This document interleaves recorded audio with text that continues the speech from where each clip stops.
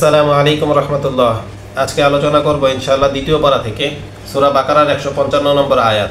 এই আয়াতের বিষয়বস্তু চারটা। প্রথম বিষয় হলো আল্লাহ তাআলার পরীক্ষা, দ্বিতীয় বিষয় হলো এই পরীক্ষার উপরে মানুষের প্রতিক্রিয়া, তৃতীয় বিষয় হলো ধৈর্যের প্রয়োজন এবং চতুর্থ বিষয় হলো এর পরিণতিটা কি। প্রথম বিষয়ে আসি, আল্লাহ তাআলার পরীক্ষা। এই সম্পর্কে একটু সংক্ষিপ্ত আলোচনা করব।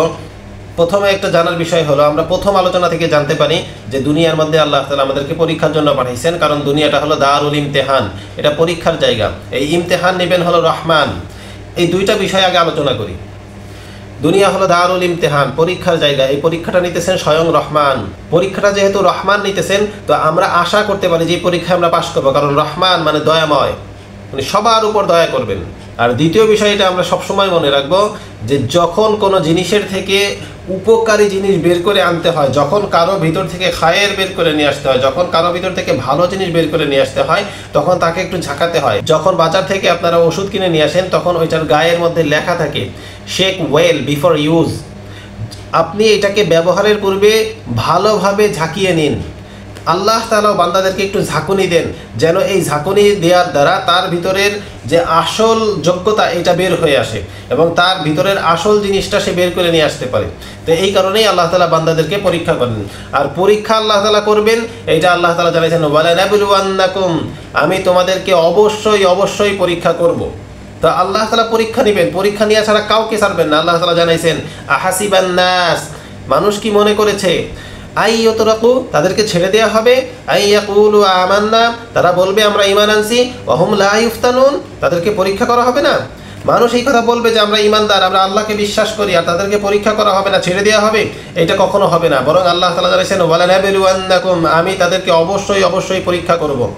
এবং আরও সুখের বিষয় হলো যে পরীক্ষা যে করবেন, কি কি বিষয়ে পরীক্ষা হবে, এইটাও আল্লাহ তাআলা আমাদের সামনে উপস্থাপন করে দিয়েছেন, যেন এই পরীক্ষার প্রস্তুতিটা, পরীক্ষার মানসিক প্রস্তুতি, শারীরিক প্রস্তুতি এবং আত্মিক প্রস্তুতি আমাদের জন্য সুবিধা হয়। সেই কারণে আল্লাহ তাআলা এই আয়াতের মধ্যে 5টা বিষয়ের পরীক্ষার কথা বলছেন। প্রথম বিষয় হলো আল্লাহ তাআলা খৌফ, অর্থাৎ ভয়ের ব্যাপারে পরীক্ষা নেবেন। এরপরে ক্ষুধার ব্যাপারে পরীক্ষা নেবেন। তৃতীয় নম্বর হলো তার মালের ক্ষতির ব্যাপারে পরীক্ষা নেবেন। চতুর্থ বিষয় হলো তার জানের ক্ষতির ব্যাপারে পরীক্ষা নেবেন। পঞ্চম বিষয় হলো আল্লাহ তাআলা তার ফল ফসলের বিনষ্টের মাধ্যমে তাকে পরীক্ষা নেবেন। তো এই 5টা জিনিসের পরীক্ষা আল্লাহ তাআলা তার বান্দাকে নেবেন। তো ওয়ালানাবলুওয়ান্নাকুম বিশাইয়্যিম মিনাল খাউফ, এই 5টা যে পরীক্ষা নেবেন, এই 5টা কিন্তু বড় বড় পরীক্ষা না, বিশাই, অর্থাৎ একেবারে সামান্য পরিমাণ খাউফ দিয়ে আমি তাকে পরীক্ষা করব। বড় ধরনের কোনো ভয় তাকে দেখাবো না, কারণ বড় ভয় সে সহ্যই করতে পারবে না। এই জন্য আল্লাহ বলছেন বিশাইয়্যিম মিনাল খাউফ, আমার খাউফের খাজানা থেকে সামান্য পরিমাণ একটা ভয় তাকে আমি দিব। দ্বিতীয় বিষয় হলো ওয়াল জু', এবং সামান্য পরিমাণ আমি তাকে ক্ষুধার কষ্ট দিব। ওয়া নাকসিম মিনাল আমওয়াল, এবং সামান্য পরিমাণ আমি মাল সম্পদের মধ্যে একটু কমতি দিয়ে দিব, একটু লোকসান দিয়ে দিব, একটু লস দিয়ে দিব সামান্য পরিমাণ মাল সম্পদের মধ্যে। ওয়াল আনফুস, এবং শরীরের মধ্যে সামান্য পরিমাণ একটু রোগবালাই দিব, সামান্য পরিমাণ একটু জ্বর দিয়ে দিব, সামান্য পরিমাণ একটু শারীরিক অসুস্থতা দিয়ে দিব, সব কিছু সামান্য পরিমাণ। ওয়াসামারাত, এবং ফল ফসলের মধ্যে সে যে ফসলগুলো উৎপাদন করে, এই ফল ফসলের মধ্যে আমি সামান্য পরিমাণ একটু বিনষ্ট করে দিব।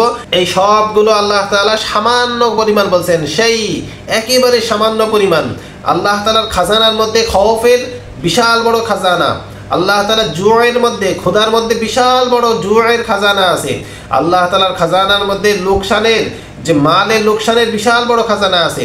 আল্লাহ তাআলার খাজানার মধ্যে জানের লোকসানের বিশাল বড় খাজানা আছে, মাল সম্পদের বিনষ্টের বিশাল বড় খাজানা আছে। কিন্তু এই সব কিছু একবারে আল্লাহ আমাদেরকে দিবেন না, বরং আল্লাহ তাআলা জানেন সামান্য পরিমাণ দুনিয়ার মধ্যে তোমাদেরকে দিব।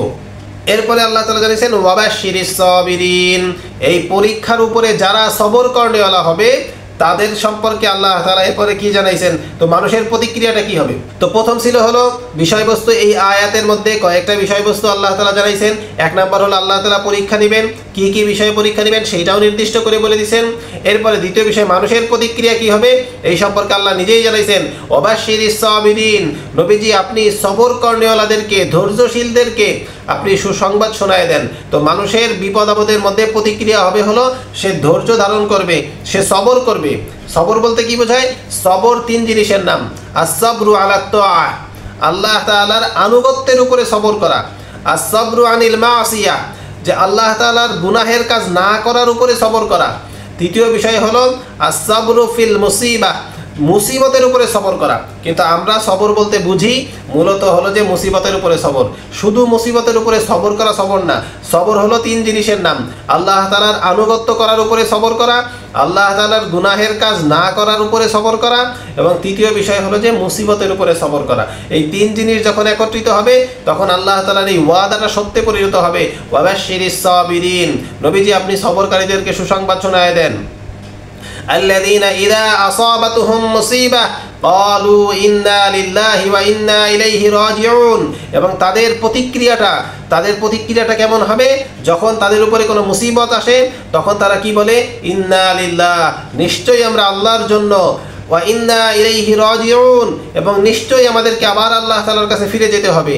উলাইকা আলাইহিম সালাওয়াতুম মির রাব্বিহিম ওয়া রাহমাহ ওয়া উলাইকা হুমুল মুহতাদুন, আর এরা হলো ওই সমস্ত লোক যাদেরকে আল্লাহ তাআলা অফুরন্ত অগণিত অনুগ্রহ এবং নিয়ামত এবং তাদের জন্য রহমত আল্লাহ তাআলা রাখছেন, এবং এই সমস্ত লোকেরাই যাদের প্রতিক্রিয়াটা বিপদের উপর এমন হয় তারাই হেদায়েত প্রাপ্ত। তো এই আয়াতের থেকে আমরা চার জিনিস পাইলাম। প্রথম হলো আল্লাহ তাআলা পরীক্ষা করবেন, পরীক্ষার বিষয়বস্তুগুলো আল্লাহ বলে দিয়েছেন কী কী বিষয়ে পরীক্ষা করবেন, এবং মানুষের প্রতিক্রিয়াটা কি হবে সেটাও আল্লাহ জানাইছেন যে সবর কর্ণেরাদেরকে নবীজি আপনি সুসংবাদ শোনায় দেন, এবং সবর কিভাবে করবে এইটাও আল্লাহ তাআলা জানাই দিয়েছেন যে তারা মুখে বলবে ইন্না লিল্লাহি ওয়া ইন্না ইলাইহি রাজিউন, এবং তারা সবর করে তারা এইটা আল্লাহ তাআলার সামনে নিজেদের সবরটাকে পেশ করবে। সবর কিভাবে হবে? এই তিন জিনিসের দ্বারা সবর হবে। তৃতীয় বিষয় হলো ধৈর্য, এটা ধরবে। চতুর্থ বিষয় হলো পরিণতি হিসেবে আল্লাহ তাআলা কি জানাইছেন? উলাইকা আলাইহিম সালাওয়াতুম মির রাব্বিহিম ওয়া রাহমাহ ওয়া উলাইকা হুমুল মুহতাদুন। এইটা হলো সবরকারীদের পরিণতি। সবরকারীরা হেদায়েত প্রাপ্ত হবে, সবরকারীরা রহমত প্রাপ্ত হবে, সবরকারীরা আল্লাহ তাআলার অনুগ্রহ পাবে। এই সমস্ত পরীক্ষাগুলোর আল্লাহ তাআলা একটা আয়াতের মাধ্যমে নিদর্শন আমাদের সামনে তুলে ধরছেন। ইন্নাস সাফা ওয়াল মারওয়াতা মিন শাআইরিল্লাহ, নিশ্চয়ই সাফা এবং মারওয়া এই দুইটা আল্লাহ তাআলার নিদর্শনগুলোর মধ্যে অন্যতম। এইটা দ্বারা উদ্দেশ্য কি? এই যে তোমাদেরকে আমি 5টা পরীক্ষা নিব, এই 5টা পরীক্ষার প্র্যাকটিক্যাল নমুনা তোমাদের সামনে যেন থাকে। এই সাফা এবং মারওয়ায় যে দৌড়ানো হয়েছে, হাজেরা আলাইহিস সালাম এবং ইসমাইল আলাইহিস সালাম, তাদের যে ঘটনা এই সাফা মারওয়ার মধ্যে, তো এই সাফা মারওয়ার এই ঘটনার মধ্যে হাজেরা এবং ইসমাইল আলাইহিস সালামের জীবনে আল্লাহ তাআলা এই 5টা পরীক্ষা নিয়েছেন। তাদের মধ্যে খওফের অবস্থা ছিল, তাদের ভয়ের মধ্যে ছিলেন, কি হবে না হবে তারা বুঝতেছিলেন না। এরপরে তাদের ক্ষুধার কষ্ট ছিল, খাবার পাইতেছিলেন না, তাদেরকে আল্লাহ তাআলা এই পরীক্ষাগুলো নিছেন। তাদের মালের মধ্যে কমতি দিয়েছেন আল্লাহ তাআলা, মাল সম্পদ এখন ওই পরিমাণ ছিল না। তাদের জানের মধ্যে আল্লাহ তাআলা একটু পেরেশানি দিয়ে দিয়েছেন, তাদেরকে একটু দৌড়ানি দিয়েছেন। তো এই যে আল্লাহ তাআলা এই পরীক্ষাগুলো করছেন, এবং ফল ফসলের ওই জায়গার মধ্যে বিস্তর পরিমাণ ফল ফসল ছিল না, যেই কারণে ইব্রাহিম আলাইহিস সালাম দোয়া করছেন ফল ফসলের জন্য। তো আমাদের জন্য নমুনা হিসেবে আল্লাহ তাআলা এই আয়াতের মাধ্যমে ইশারা করতেছেন, দেখো সাফা এবং মারওয়ায় যে দৌড়াইছেন হাজেরা আলাইহিস সালাম, এটা আমাদের জন্য একটা বড় নিদর্শন যে আমরা যেন এইখান থেকে শিক্ষা লাভ করি, এই জায়গা থেকে আমরা যেন আমাদের জীবনের একটা শিক্ষা নিতে পারি। তো এই আয়াতের মধ্যে আল্লাহ তাআলা আমাদেরকে এই জিনিসটা বোঝানোর চেষ্টা করতেছেন যে তোমাদেরকে পরীক্ষা নেওয়া হবে, পরীক্ষার বিষয়বস্তু হবে 5টা, এবং পরিণতি হিসেবে তোমাদের সবর কর্ণেওয়ালা হইতে হবে। তোমরা যদি সবর কর্ণেওয়ালা হয়ে যাও, তোমরা আমার অনুগ্রহ পাবা, তোমরা আমার রহমত পাবা, এবং তোমরাই হবা হেদায়েত প্রাপ্ত। এইবার আপনাদেরকে এই আয়াতের আলোকে একটা ঘটনা শোনাই।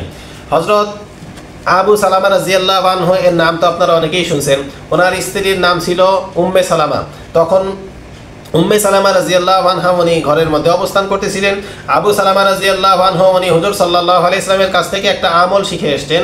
আমল শিখে এসে উনি উম্মে সালামা রাদিয়াল্লাহু আনহাকে এসে বলতেছেন যে আমি আজকে আল্লাহ রাসূল সাল্লাল্লাহু আলাইহি ওয়াসাল্লামের কাছে একটা আমল শিখে আসছি। সেই আমলটা কি?